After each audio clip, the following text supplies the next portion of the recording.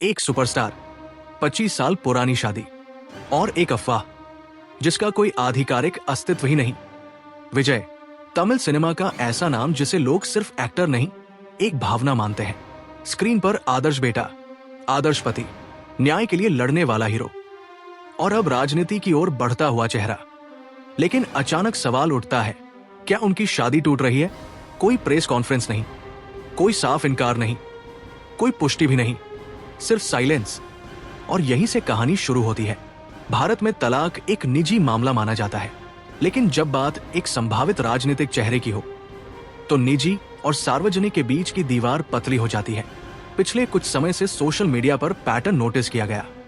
बड़े इवेंट्स में उनकी पत्नी संगीता सोरनालिंगम नजर नहीं आई, राजनीतिक मंचों पर भी नहीं, फिल्मी कार्यक्रमों में भी नहीं।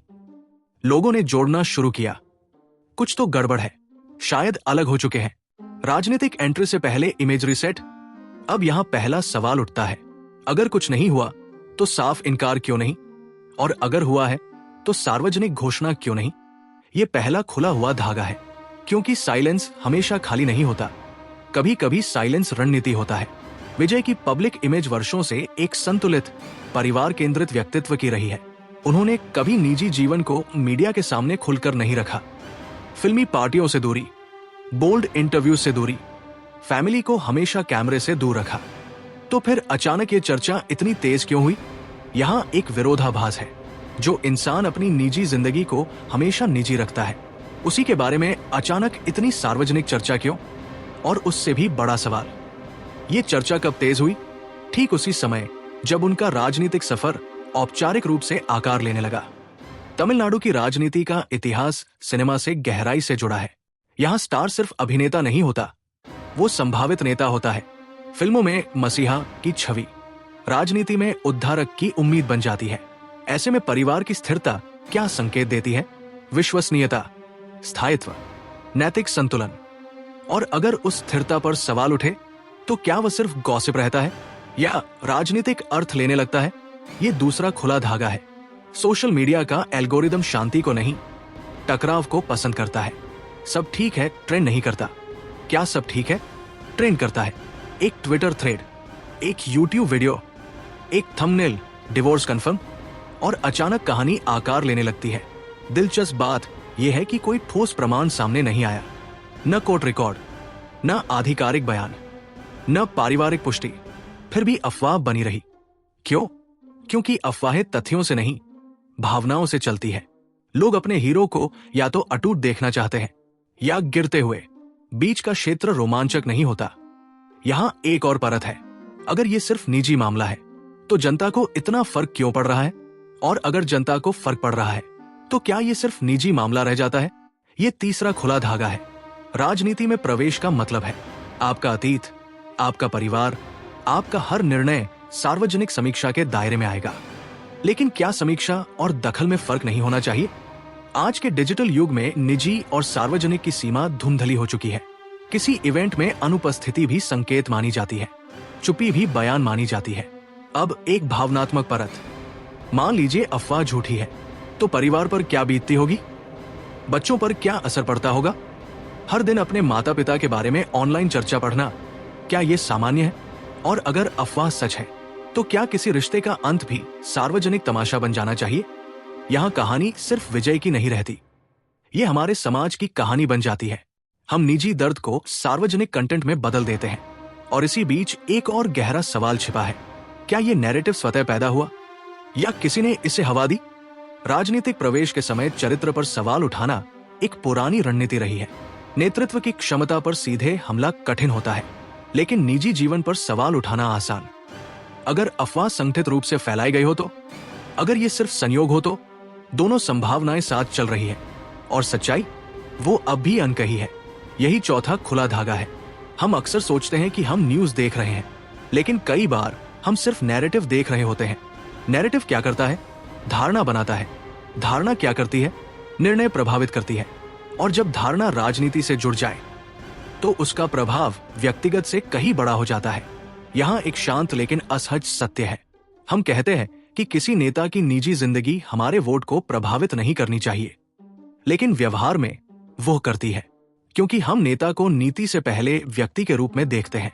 अब रुकिए और सोचिए, अगर कल आधिकारिक बयान आता है सब ठीक है, तो क्या अफवाह तुरंत खत्म हो जाएगी? या लोग कहेंगे दबाव में कहा गया है? और अगर बयान आता है हाँ अलग हो चुके हैं, तो क्या समर्थन घटेगा या सहानुभूति बढ़ेगी? किस दिशा में कहानी मुड़ेगी? ये पांचवा खुला धागा है। अभी तक हमारे पास तथ्य कम है, लेकिन प्रतिक्रियाएं ज्यादा, और यही इस कहानी का असली केंद्र है। ये सिर्फ एक विवाह की स्थिति का सवाल नहीं है, ये इमेज, राजनीति, भावना और डिजिटल युग की शक्ति का संगम है। जो दिख रहा है वो पूरी तस्वीर नहीं है, जो नहीं दिख रहा शायद वही असली खेल है। और अब असली सवाल शुरू होता है, ये सब हो क्यों रहा है? और अगर ये सिर्फ शुरुआत है तो आगे क्या बदलेगा? यहीं से हम सतह छोड़कर सिस्टम में उतरते हैं। अब सतह से नीचे उतरते हैं, भावनाओं को थोड़ी देर के लिए साइड पर रखते हैं, सिस्टम को देखते हैं। सबसे पहले टाइमिंग। 1999 में शादी, लगभग 2.5 दशक की स्थिरता, कम मीडिया इंटरैक्शन, परिवार हमेशा लो प्रोफाइल। फिर 2023-24 के आसपास राजनीतिक संकेत तेज होते हैं, भाषणों का टोन बदलता है, सामाजिक मुद्दों पर स्पष्ट रुख, फैन क्लब्स को राजनीतिक संरचना में बदला जाने लगता है। और ठीक इसी समय डिजिटल स्पेस में निजी जीवन पर सवाल उठने लगते हैं। संयोग, संरचना या रणनीति? यहां दूसरा खुला धागा गहरा होता है। अब मैकेनिक समझते हैं। सेलिब्रिटी इकोसिस्टम 3 लेयर पर चलता है, इमेज, कंट्रोल और एम्प्लीफिकेशन। इमेज वर्षों में बनती है, कंट्रोल पीआर के जरिए होता है, एम्प्लीफिकेशन मीडिया और सोशल एल्गोरिदम करते हैं। अगर कोई अफवाह उठती है तो टीम के पास 3 विकल्प होते हैं, तुरंत इनकार, आंशिक स्वीकार या पूर्ण साइलेंस। यहां साइलेंस चुना गया। साइलेंस क्यों? क्योंकि हर बयान कहानी को वैधता देता है। जब आप अफवाह को संबोधित करते हैं तो आप उसे आधिकारिक महत्व दे देते हैं। लेकिन राजनीति में साइलेंस हमेशा सुरक्षित नहीं होता, क्योंकि वैक्यूम में विरोधी कथा भरते हैं। अब एक पर्सपेक्टिव शिफ्ट। मान लीजिए कुछ भी नहीं हुआ, तो ये अफवाह किसके लिए उपयोगी है? राजनीतिक विरोधियों के लिए, क्योंकि निजी अस्थिरता का संकेत नेतृत्व की स्थिरता पर सवाल खड़ा कर सकता है। घर नहीं संभाल पाए, राज्य क्या संभालेंगे? ये तर्क तार्किक नहीं है, पर भावनात्मक है, और चुनाव भावनात्मक होते हैं। दूसरा पर्सपेक्टिव, मान लीजिए वास्तव में अलगाव चल रहा है, तो टीम इसे सार्वजनिक क्यों नहीं कर रही? क्योंकि राजनीतिक एंट्री के शुरुआती चरण में नैरेटिव कंट्रोल सबसे महत्वपूर्ण होता है। जब आप नई राजनीतिक पहचान बना रहे होते हैं तो आप इमोशनल डिस्टर्बेंस नहीं चाहते। अब पावर स्ट्रक्चर देखिए। विजय सिर्फ अभिनेता नहीं है, उनके पास विशाल फैन नेटवर्क है, ग्राउंड लेवल पर संगठित समूह, संभावित वोट बैंक। ये नेटवर्क भावनात्मक रूप से जुड़ा है। अगर निजी जीवन पर सवाल उठते हैं तो 2 चीजें होती है, या तो समर्थक और आक्रामक हो जाते हैं, या वे चुपचाप असहज हो जाते हैं। दोनों स्थितियां राजनीतिक ऊर्जा को प्रभावित करती है। अब मीडिया डायनेमिक्स। राष्ट्रीय मीडिया ने इस विषय को सीमित रखा, क्षेत्रीय डिजिटल प्लेटफॉर्म ने इसे अधिक बढ़ाया। क्यों? क्योंकि क्षेत्रीय राजनीति में निजी छवि का महत्व अधिक होता है। स्थानीय दर्शक भावनात्मक रूप से अधिक निवेशित होते हैं। एल्गोरिदम क्या करता है? कॉन्फ्लिक्ट को बढ़ाता है। क्या सब ठीक है? ये प्रश्न अपने आप में क्लिक योग्य है। एक YouTube वीडियो 5 लाख व्यूज ले आता है, दूसरा 10 लाख, फिर तीसरा कहता है इनसाइड स्टोरी, और धीरे धीरे बिना तथ्य के भी कहानी वास्तविक लगने लगती है। ये नैरेटिव इंजीनियरिंग है। अब मनी फ्लो की परत। सीधे तौर पर तलाक का आर्थिक डेटा सामने नहीं है, लेकिन परोक्ष असर हमेशा होता है। ब्रांड्स क्या देखते हैं? स्थिरता, जनधारणा, सार्वजनिक विवाद का स्तर। अगर इमेज पर अस्थिरता का धब्बा दिखे तो कंजर्वेटिव ब्रांड्स हिचकिचा सकते हैं। राजनीतिक फंडिंग में भी परसेप्शन भूमिका निभाता है। डोनर जोखिम नहीं लेते, वे अनुमान लगाते हैं। अब एक तुलना सोचिए। ब्रांड एक बैंक अकाउंट जैसा है, वर्षों की मेहनत से जमा भरोसा। एक अफवाह अचानक निकासी की तरह। हो सकता है निकासी छोटी हो, पर संकेत बड़ा होता है। अब एक और खुला धागा। अगर साइलेंस रणनीति है तो उसकी समय सीमा क्या है? कब तक चुप्पी प्रभावी रहती है? कब वो कमजोरी लगने लगती है? और सबसे अहम, क्या टीम को भरोसा है कि ये मुद्दा अपने आप शांत हो जाएगा, या वे किसी बड़े खुलासे के सही समय का इंतजार कर रहे हैं? यहाँ तीसरा खुला धागा और गहरा हो जाता है। अब एक शांत लेकिन महत्वपूर्ण अवलोकन। राजनीतिक प्रवेश का हर चरण कैरेक्टर ऑडिट से गुजरता है। आपकी पुरानी फिल्में देखी जाती हैं, आपके बयान खंगाले जाते हैं, आपके रिश्ते जांचे जाते हैं। ये व्यक्तिगत नहीं, संरचनात्मक प्रक्रिया है, लेकिन डिजिटल युग ने इसे तेज और निर्मम बना दिया है। अब सवाल क्या हुआ से बदलकर क्यों अभी पर आ जाता है। क्यों अभी ये चर्चा तेज हुई? क्यों नहीं 5 साल पहले? क्यों नहीं 10 साल पहले? क्या इसलिए क्योंकि तब वो सिर्फ अभिनेता थे और अब संभावित शक्ति केंद्र है? यही वो मोड़ है जहां कहानी निजी से राजनीतिक हो जाती है, और यही वो बिंदु है जहां हमें अगली परत में जाना होगा। क्योंकि घटनाएं कभी अकेली नहीं होती, वे हमेशा किसी बड़े ढांचे में फिट होती है। अब असली सवाल उठता है, ये सिर्फ घटना है या किसी बड़े खेल का शुरुआती संकेत? और अगर ये खेल है तो खिलाड़ी कौन है? अब हम सबसे गहरी परत में उतरते हैं, जहां घटना नहीं, इरादे दिखते हैं, जहां तथ्य कम, इंसेंटिव ज्यादा बोलते हैं। पहला सवाल, किसे फायदा? अगर मान ले कि डिवोर्स की अफवाह पूरी तरह झूठी है, तो किसे लाभ है इसे फैलाने में? राजनीतिक प्रतिद्वंद्वी, क्योंकि जब कोई नया शक्ति केंद्र उभरता है तो उसके चारों ओर संदेह का घेरा बनाना पहली रणनीति होती है। सीधे विचारधारा पर हमला करना कठिन होता है, लेकिन निजी जीवन पर सवाल उठाना आसान। परिवार टूटा है, ये लाइन भावनात्मक है, तर्कसंगत नहीं पर असरदार। अब दूसरा एंगल, अगर अलगाव वास्तव में चल रहा हो तो किसे फायदा है इसे नियंत्रित तरीके से पेश करने में? स्वयं नेता को भी हो सकता है, क्योंकि एक नया नैरेटिव बनाया जा सकता है। व्यक्तिगत संघर्ष से निकला हुआ और मजबूत हुआ व्यक्ति। इतिहास गवाह है, कई सार्वजनिक व्यक्तित्वों ने निजी संकट को सहानुभूति में बदला है, लेकिन यहाँ जोखिम बड़ा है, क्योंकि दक्षिण भारतीय सामाजिक संरचना में परिवार की स्थिरता को अब भी उच्च मूल्य माना जाता है। अब दूसरा प्रश्न, कौन हारता है? सबसे पहले परिवार। संगीता सोरनालिंगम सार्वजनिक चर्चा का हिस्सा बन जाती है, चाहे उन्होंने कुछ कहा हो या नहीं। बच्चे, जिनका राजनीति से कोई लेना देना नहीं, ऑनलाइन चर्चाओं में खींच लिए जाते हैं। ये पहला भावनात्मक शिखर है। हम कंटेंट देखते हैं, वे जीवन जीते हैं। अब तीसरा, कौन दिखता है कि जीत रहा है? Digital media, YouTube channel, reels creators, speculative thumbnails, क्योंकि विवाद व्यूज लाता है और व्यूज रेवेन्यू। सच क्या है? से ज्यादा बिकता है। सच छुपाया क्यों? अब चौथा, कौन चुपचाप कीमत चुकाता है? जनता, क्योंकि ध्यान असली मुद्दों से हट जाता है। नीतियां, रोजगार, राज्य का भविष्य, सब पीछे, फोकस चला जाता है।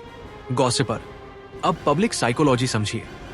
हम अपने नायकों को या तो आदर्श बनाते हैं या गिरते हुए देखना चाहते हैं। बीच की जटिलता हमें असहज करती है। अगर विजय को हम थलपति के रूप में देखते हैं तो उनसे नैतिक पूर्णता की उम्मीद करते हैं, और अगर कोई दरार दिखे तो हम या तो इनकार करते हैं या अतिशयोक्ति। ये पहचान का सवाल बन जाता है। पहचान पर चोट लगती है तो प्रतिक्रिया तीव्र होती है। ये दूसरा भावनात्मक शिखर है। अब एक असहज सत्य, क्या किसी नेता का निजी जीवन हमारे वोट को प्रभावित करना चाहिए? आदर्श रूप में नहीं, वास्तविकता में हाँ। क्यों? क्योंकि हम व्यक्ति और नीति को अलग नहीं कर पाते। अब एक रणनीतिक विरोधाभास, अगर टीम साइलेंस रखती है तो लोग कहेंगे कुछ छुपाया जा रहा है। अगर टीम बयान देती है तो लोग कहेंगे डैमेज कंट्रोल है। दोनों रास्तों में जोखिम है। तो असली खेल क्या है? समय, कहानी को कब बोलने देना है और कब उसे मरने देना है। अब रुकिए, सोचिए, अगर ये ट्रेंड जारी रहा तो भविष्य में हर राजनीतिक एंट्री से पहले निजी जीवन की जांच एक अनिवार्य चरण बन जाएगी। क्या ये नया नॉर्मल है या ये संक्रमण काल है? अगर समाज इसी दिशा में चलता रहा तो अगली पीढ़ी के नेता और भी निजी और भी बंद हो जाएंगे। पारदर्शिता कम होगी, संदेह ज्यादा। अब हम भविष्य की ओर चलते हैं। 3 संभावित रास्ते सामने हैं। पहला, आशावादी परिदृश्य। अफवाह समय के साथ शांत हो जाती है, कोई ठोस प्रमाण सामने नहीं आता। जनता का ध्यान नीति और नेतृत्व पर लौट आता है। चेन रिएक्शन क्या होगा? समर्थन मजबूत होगा, झूठे हमले का नैरेटिव बनेगा, राजनीतिक ऊर्जा और संगठित होगी, आर्थिक असर सीमित रहेगा, ब्रांड स्थिर रहेंगे। सामाजिक असर, लोग मीडिया पर थोड़ा और संदेह करेंगे। डिजिटल साक्षरता बढ़ सकती है। रणनीतिक रूप से इमेज मैनेजमेंट और सख्त होगा। दूसरा, यथार्थवादी परिदृश्य। मान ले कि अलगाव सच है और इसे शांत तरीके से स्वीकार किया जाता है। शुरुआती झटका लगेगा, सोशल मीडिया में उछाल आएगा, लेकिन समय के साथ सामान्यीकरण होगा। आज के शहरी भारत में तलाक अब असामान्य नहीं रहा।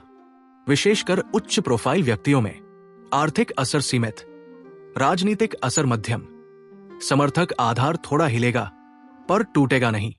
रणनीतिक शिफ्ट, इमेज फैमिली मैन से स्वतंत्र और संघर्षशील में बदल सकती है। तीसरा, जोखिमपूर्ण परिदृश्य। अफवाह लंबी चलती है, स्पष्टता नहीं आती, विपक्ष लगातार इसे उठाता है। नैरेटिव धीरे धीरे चरित्र पर स्थायी छाया डालता है। सपोर्ट बेस में सूक्ष्म संदेह पैदा होता है। मीडिया ट्रायल जैसा माहौल बनता है। आर्थिक असर अप्रत्यक्ष पर दीर्घकालिक हो सकता है। राजनीतिक ऊर्जा डिफेंस में खर्च होती है। रणनीतिक रूप से अटैक के बजाय बचाव प्रमुख हो जाता है। अब पहले खुले धागों पर लौटते हैं। साइलेंस क्यों? क्योंकि कभी कभी प्रतिक्रिया कहानी को बड़ा करती है। टाइमिंग क्यों हम? क्योंकि राजनीति में परसेप्शन ही पूंजी है।